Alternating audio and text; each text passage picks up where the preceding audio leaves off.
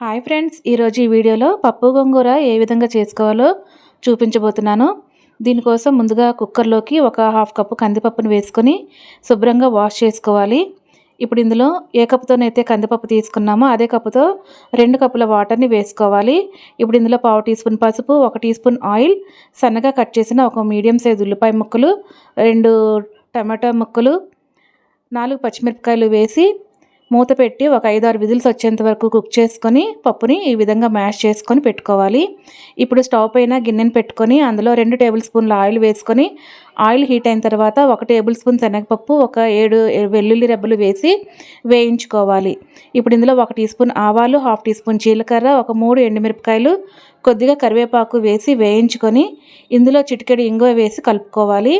ఇప్పుడు ఇందులో 4 చిన్న సైజు గోంగూర కట్టలు ఆకులు శుభ్రంగా వాష్ చేసుకొని వేసుకోవాలి. ఇప్పుడు కలుపుకొని మూత పెట్టి లో ఫ్లేమ్లో గోంగూర మగ్గేంత వరకు కుక్ చేసుకోవాలి. గోంగూర పూర్తిగా మగ్గిన తర్వాత ఇందులో 1 టీ స్పూన్ కారం, రుచికి సరిపడా ఉప్పు వేసుకొని ఒక 2 నిమిషాలు కుక్ చేసుకోవాలి. ఇప్పుడు ఇందులో ఉడికించుకున్న కందిపప్పును కూడా వేసుకొని కలుపుకోవాలి. ఇప్పుడు ఇందులో 1 కప్పు వాటర్ని వేసి 5 నిమిషాలు లో ఫ్లేమ్లో కుక్ చేసుకోవాలి.